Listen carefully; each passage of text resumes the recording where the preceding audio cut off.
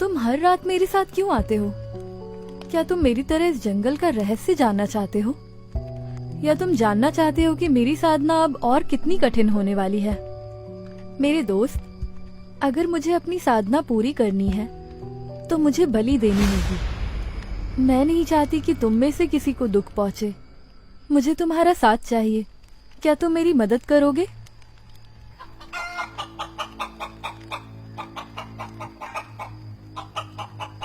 तुम्हारी हिम्मत मैं कभी नहीं भूलूंगी।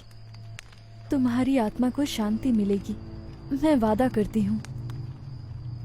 कई रातें बीत गईं। नीलावंती की साधना गहरी होती गई। हर रात वो जानवरों से बात करती, उनकी सहमति से बलि देती और अपनी शक्तियों को जागृत करती। लेकिन धीरे धीरे उसे एक अजीब सा एहसास होने लगा, जैसे कोई उसकी हर हरकत को देख रहा हो। कोई जो साया में छिपा था, उसकी साधना का गवाह बन रहा था। तुमने देखा ना, पिछले कुछ दिनों से मुझे ऐसा लग रहा है कि कोई मुझे देख रहा है। हर रात जब मैं मंत्र पढ़ती हूँ, मुझे झाड़ियों में सरसराहट सुनाई देती है।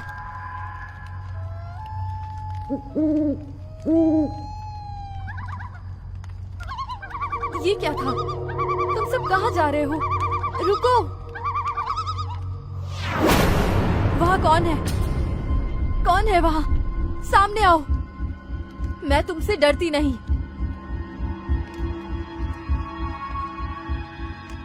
ओम ह्रीं क्रीं प्रकटी सर्वा। ओम ह्रीं क्रीं प्रकटी सर्वा।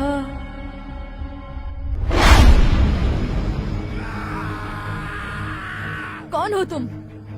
और क्यों मेरे पीछे छुपकर मुझे देख रहे हो? बोलो, वरना मेरा जादू तुझे भस्म कर देगा।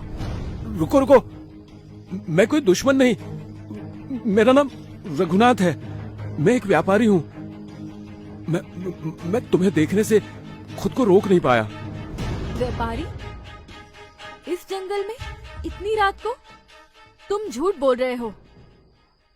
नहीं, मैं कोई साया नहीं।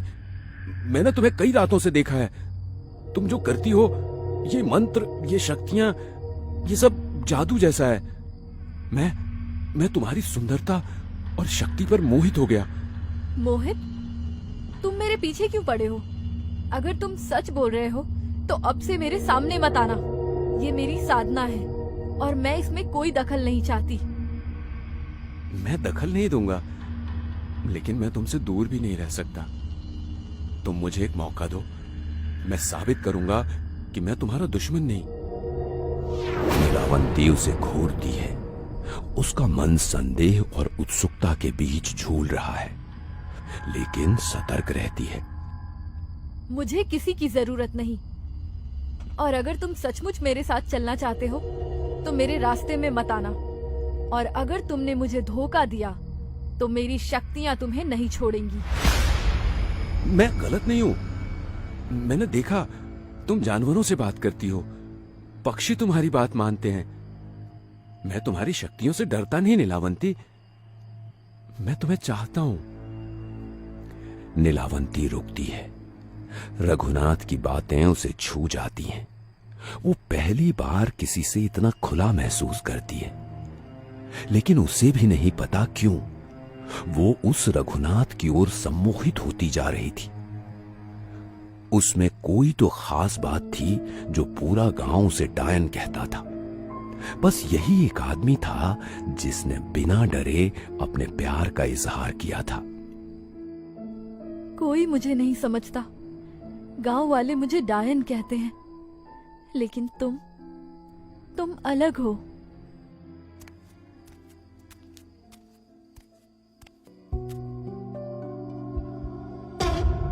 क्योंकि मैं तुम्हें देखता हूं नीलावंती। मैं तुम्हारी शक्तियों को देखता हूं। मेरे साथ रहो, मेरी पत्नी बनो।